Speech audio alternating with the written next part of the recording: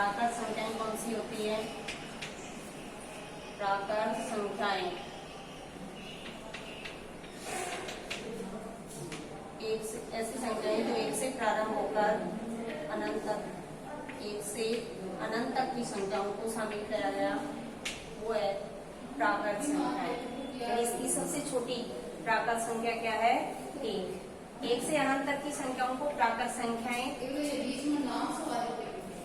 पूर्ण संख्याएं, टॉपिक है पूर्ण संख्याएं। पूर्ण संख्याएं अगर प्राकृत संख्याओं में जीरो शामिल कर लिया जाए, प्राकृत संख्या में जीरो शामिल कर लिया जाए, यानी जीरो से प्रारंभ होकर प्राकृत संख्याओं में जीरो और शामिल कर दिया जाए, तो संख्या जीरो से प्रारंभ होकर अनंत तक की संख्याएं जो हैं वो पूर्ण संख्याएं कहलाती। जीरो से अनंत तक की संख्याएं, जैसे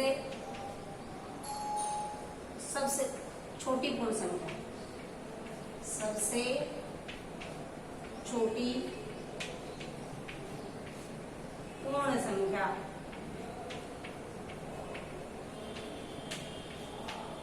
जीरो, यानी शून्य से प्रारंभ होती है, तो सबसे छोटी पूर्ण संख्या कौन सी हुई?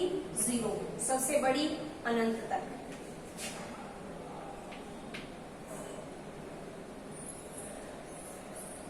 पूर्ण संख्याओं को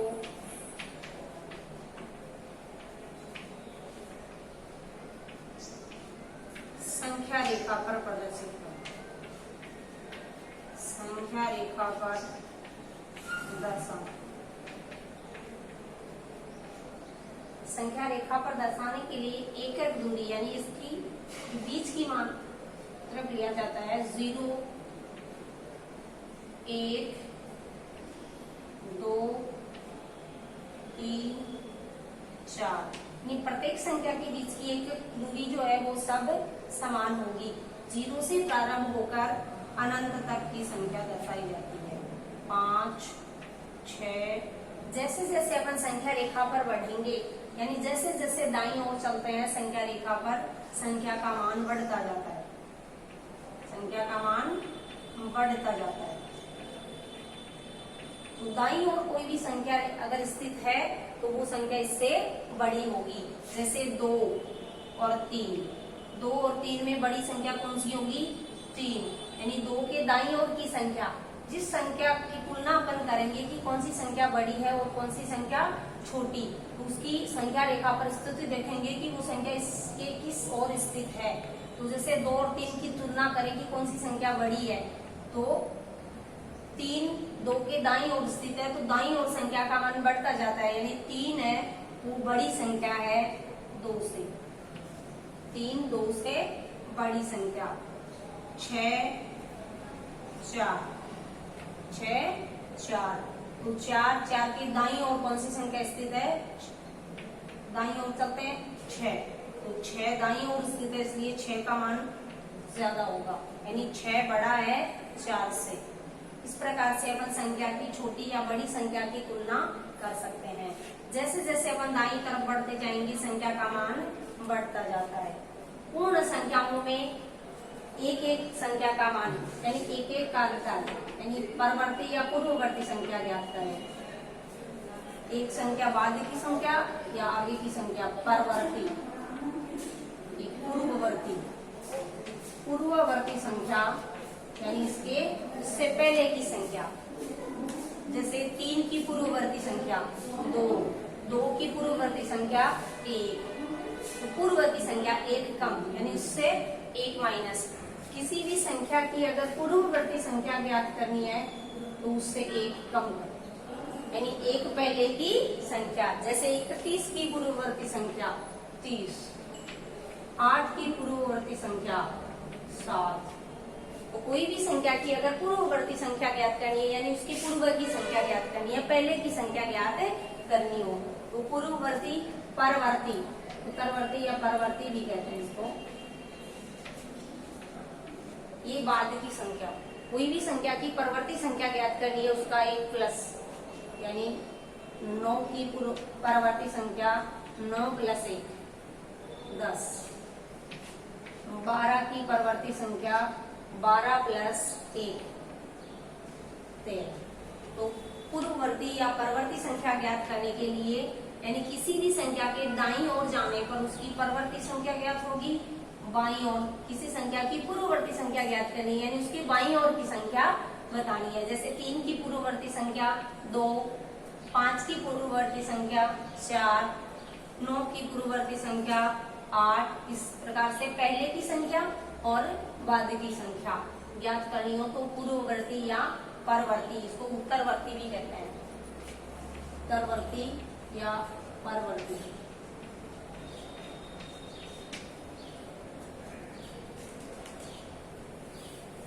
जैसा सामान्य संख्याओं की संक्रियाएं पढ़ते हैं, पूर्ण संख्याओं की संक्रिया अपन पढ़ चुके हैं पीछे की कक्षाओं में।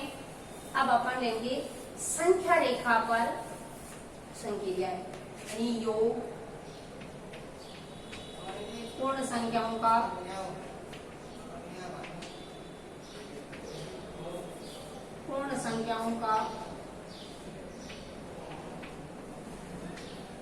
संख्या रेखा पर योग, व्युत्क्रम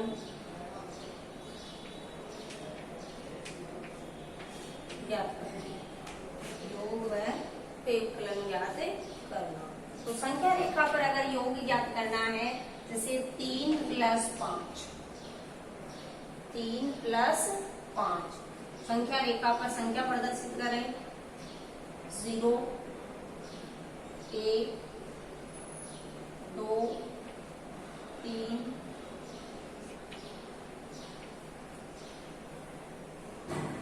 5, 6, 7, 8। 3 + 5 कौन सी दो संख्याओं को जोड़ना है? 3 + 5 यानी 3 में संख्या 3 में 5 जोड़ने हैं, 5 स्टेप दाईं तरफ चलना है। 1,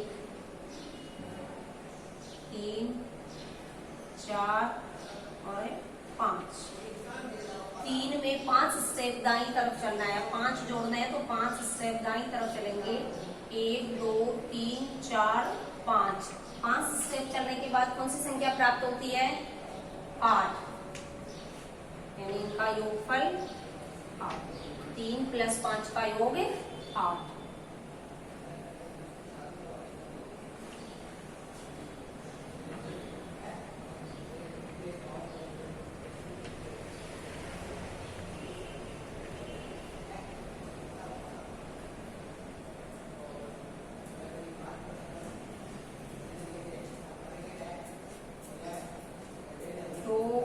+3 संख्या रेखा पर योग करना हो 2 + 3, 2 से 3 स्टेप अप, 2 के बाद 3 स्टेप कौन सी संख्या प्राप्त होती है? 5। तो 2 + 3 का संख्या रेखा पर योग 5। 2 और 3 का योग कितना हुआ? 5। इस प्रकार से अपन संख्या रेखा पर योग और व्यवकलन कर सकते हैं।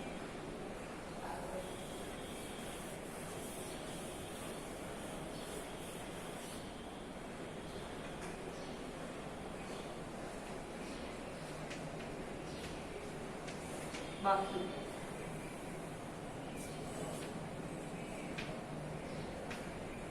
जैसे जैसे अपन दाईं तरफ बढ़ते हैं संख्या का मान बढ़ता जाता है। अगर संख्या में बाईं ओर चलते हैं तो संख्या का मान कम होता है यानी घटता है।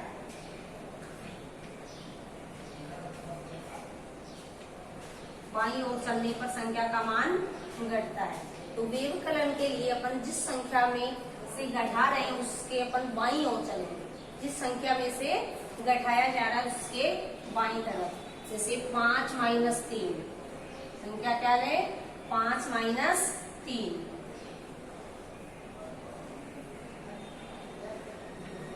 4, 5। 5 में से 3 घटाने हैं, 5 में से 3 तो 5 से 3 स्टेप बाईं ओर चलना है। 5 में से 3 घटाने हैं यानी 5 से 3 स्टेप यानी 3 पद बाईं ओर चलना है। 3 स्टेप बाईं ओर चलने पर कौन सी संख्या प्राप्त हुई? 2। यानी 5 में से 3 घटाने पर शेषफल कितना है? 2। तो जोड़ते समय अपन दाईं ओर चल रहे थे, यानी दाईं ओर चलने पर संख्या का मान बढ़ता जाता है। जब अपन जोड़ करेंगे किसी एक पूर्ण संख्या में दूसरी संख्या, यानी 2 पूर्ण संख्याओं को जोड़ेंगे तो संख्या का मान क्या होगा? अधिक।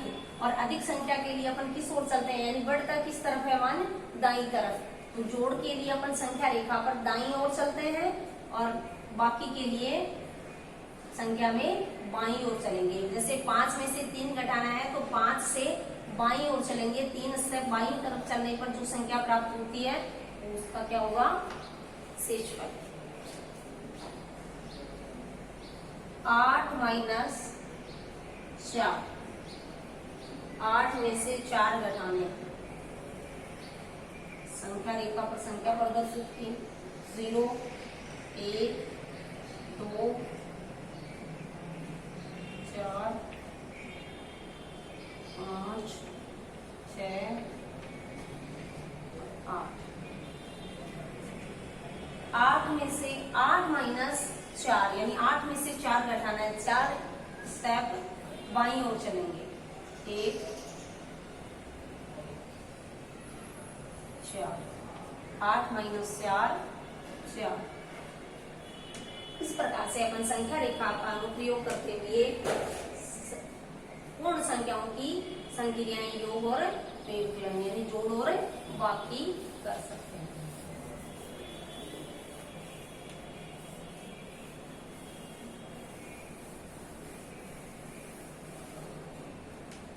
पूर्ण संख्याओं के गुणधर्म। पूर्ण संख्याओं के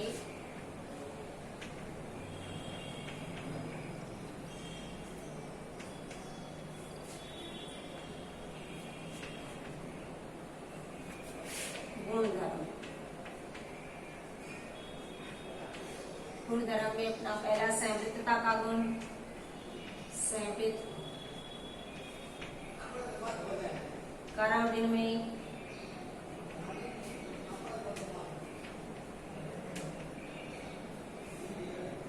और तीसरा होगा सहचालित।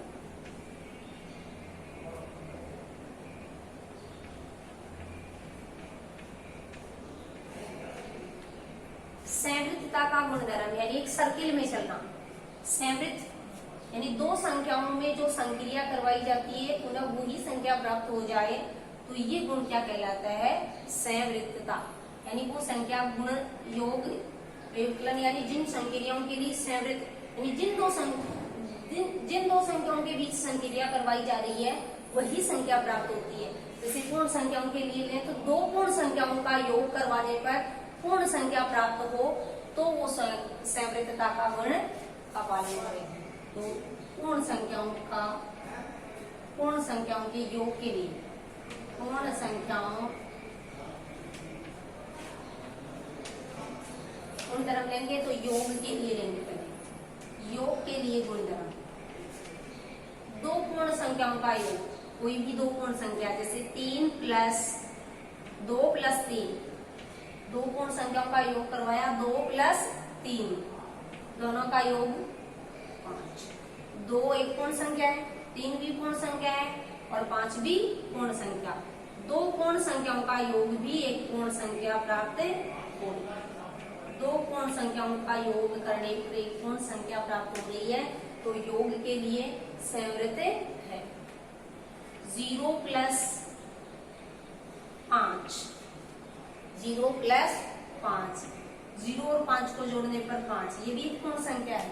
तो कोई भी 2 पूर्ण संख्याओं का योग पूर्ण संख्या प्राप्त हो रही है तो संवृत्त गुणधर्म का फलन यानी संवृत्त है।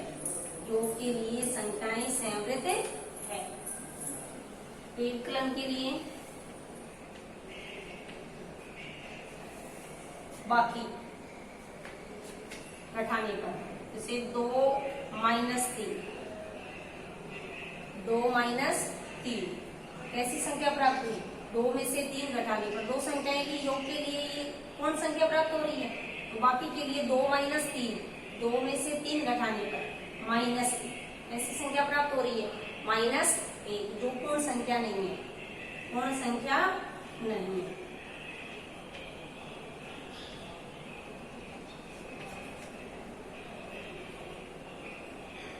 3 - 2 1, 3 में से 2 घटाने पर एक पूर्ण संख्या प्राप्त हो रही है, या 4 - 3 1 पूर्ण संख्या है। लेकिन 2 - 3 एक पूर्ण संख्या प्राप्त नहीं होगी। तो व्यवकलन के लिए पूर्ण संख्याएं संवृत नहीं है, संवृत नहीं। आगे लेंगे गुणन और भाग के लिए। गुणा, गुणन के लिए पूर्ण संख्याएं संवृत है या नहीं है? कोई भी दो संख्याओं का गुणा, 3 × 5 15, 3 × 5 15 संवृत, यानी पूर्ण संख्या प्राप्त हो रही है।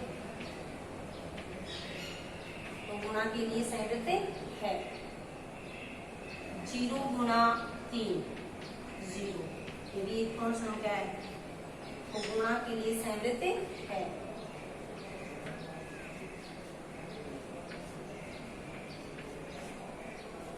भाग के लिए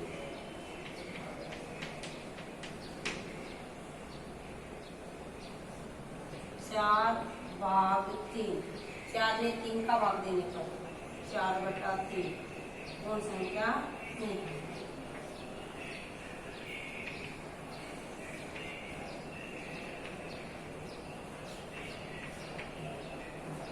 तो योग और गुणन के लिए पूर्ण संख्याएं संवृत गुणधर्म का पालन करती है, व्यवकलन और भाग के लिए संवृत गुणधर्म का पालन नहीं करती है। अगला गुणधर्म है अपना क्रम विनिमय। क्रम विनिमयता का गुण क्या है?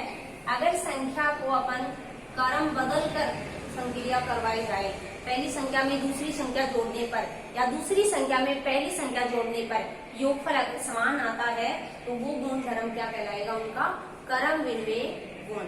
यानी क्रम विनिमयता, क्रम बदल दिया जाए तो भी परिणाम समान प्राप्त होता है, वो गुणधर्म क्या कहलाता है? क्रम विनिमय।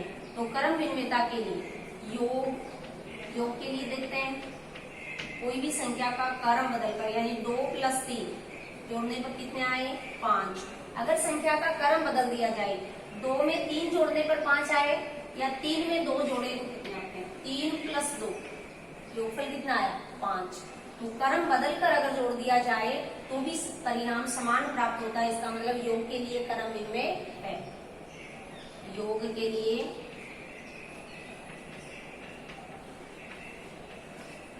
क्रम विनिमय,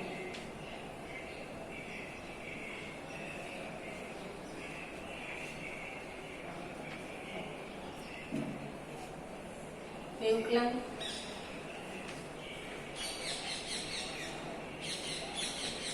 बाकी के लिए 2 - 3 - 1, 3 - 2 + 1, या समान परिणाम प्राप्त हो रहा है? 2 - 3 -1 और 3 - 2 1 प्लस का, यानी एक धनात्मक संख्या प्राप्त हो रही है, एक ऋणात्मक संख्या प्राप्त हो रही है। तो इसके लिए व्यवकलन के लिए क्रम विनिमय नहीं है, यानी क्रम बदलकर अगर संख्या में संक्रिया करवाई जाए तो वो समान परिणाम प्राप्त नहीं हो रहा है, तो क्रम विनिमय नहीं है।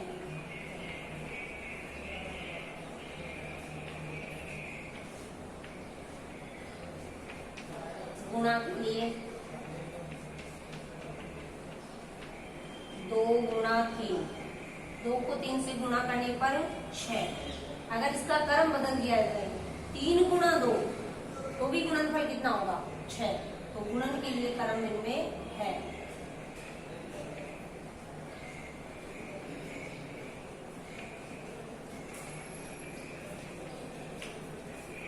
भाग के लिए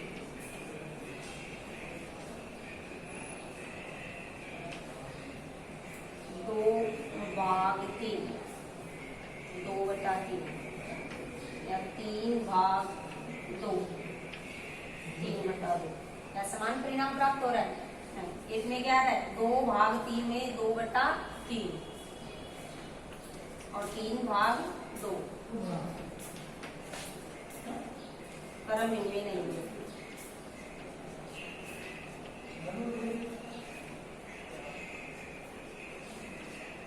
तो पूर्ण संख्याओं के क्रम इनमेयता के गुणधर्म में योग और गुणन के लिए क्रम इनमें है, व्यवकलन और योग भाग के लिए क्रम इनमें नहीं है। अगला गुणधर्म अपन लेंगे सहचर्यता का, जो 3 संख्याओं के साथ होगा। उसकी 2 संख्याएं लेंगे अपन, योग और व्यवकलन।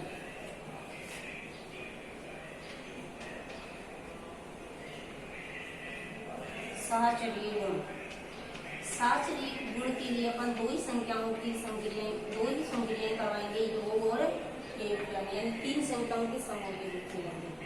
2 + 3 + 4, 2 + 3 + 4। सहचर्यता के गुण में क्या है? 3 संख्याओं का एक ऐसा समूह, पहली 2 संख्याओं का योग करके उस योग प्राप्त योग को 4 में जोड़ें, या 3 और 4 का योग करके प्राप्त योगफल को 2 में जोड़ें। अगर समान संख्या प्राप्त हो रही है तो सहचर्यता का गुण 2 + 3 5, 5 के योग में अगर 4, इनके योग में अगर ये जोड़ दिया जाए संख्या, यानी 5 में 4 जोड़ने पर कितने आए? 9। या 3 + 4 7 + 2, इन दोनों के योग में ये संख्या जोड़ दी जाए, अंतिम दोनों संख्याओं के योगफल में पहली संख्या जोड़ी जाए, तो भी योगफल कितना आ रहा है? 9। तो योग के लिए सहचर्य गुण का पालन करते हैं। सहचर्य है सहचारी। गुणा के लिए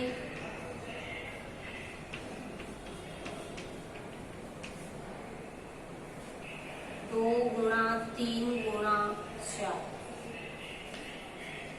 पहली दोनों संख्याओं का गुणनफल अंतिम संख्या के साथ गुणा, या अंतिम दोनों संख्याओं का गुणनफल दूसरी और तीसरी संख्या का गुणनफल पहली संख्या से गुणा किया। 6, 3 को 2 से गुणा किया, 6, 6 × 4, 3 को 4 से गुणा किया, 12, 12 × 2 24, 6 × 4 24। समान संख्या प्राप्त हो रही है, तो इसके लिए भी सहचर्य है। गुणा के लिए भी सहचर्य का पालन करती है। ये तो रहा अपना पूर्ण संख्याओं का गुणधर्म, यानी पूर्ण संख्याओं के गुण कौन से हैं, यानी कौन कौन से क्रम इनमेयता का गुण होता है इनमें। सहचर्य, योग और व्यवकलन के लिए सभी गुणधर्म का पालन करते हैं।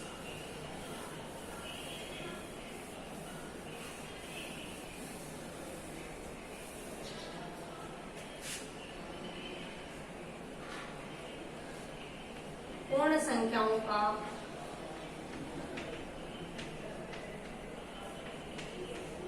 गुणा। पूर्ण संख्याओं का गुणा। पूर्ण संख्याओं के गुणा में वितरण नियम का पालन। वितरण नियम, या इसको भी गुणधर्म कहेंगे। योग का या योग पर गुणन का, योग पर गुणन का नियम। जैसे 205 गुणा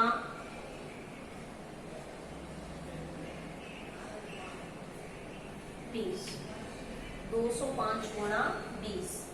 2 संख्याओं का गुणनफल इस वितरण नियम की सहायता से अगर हल करें, यानी इसको एक योग के रूप में संक्रिया को दर्शाएंगे। योग का गुणन, योग पर गुणन। 205 को अपन क्या लिख सकते हैं? 200 + 5 गुणा 20, 200 गुणा 20। दोनों संख्याओं के योग का गुणनफल करेंगे।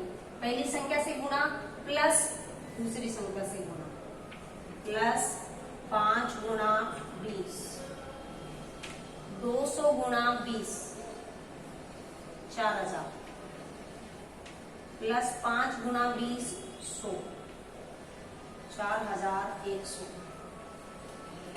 205 गुणा 20 वितरण नियम की सहायता से अपन सरलता से हल कर सकते हैं 4100। इसी नियम को यानी 3 संख्याओं में 2 संख्याओं का योग के रूप में एक संख्या गुणा हो रही है, a प्लस बी गुणा सी, तो a गुणा सी प्लस b गुणा सी। इस रूप में अगर कोई क्वेश्चन है तो उसको अपन सरलता से इस सूत्र की सहायता से सरल कर सकते हैं। जैसे 186 गुणा 75 प्लस 186 गुणा 25। 186 को 75 से गुणा करके 186 को 25 से गुणा करें, दोनों का योग 186 गुणा 75 प्लस 186 गुणा 25, तो दोनों का गुणनफल का योग करना है। तो अपन इसको वितरण नियम की सहायता से सरलता से हल कर सकते हैं। 186 ये दोनों संख्याएं योग के रूप में 75 प्लस 25, 75 प्लस 25, 186 गुणा 75 प्लस 25 100, यानी योग का गुणा कर सकते हैं। दोनों संख्याओं का योग करके फिर गुणा, तो योगफल का गुणा कितना हुआ 18600। वितरण नियम की सहायता से अपन बड़ी संख्याओं का गुणा सरलता से हल कर सकते हैं। नमस्कार, फिर मिलेंगे।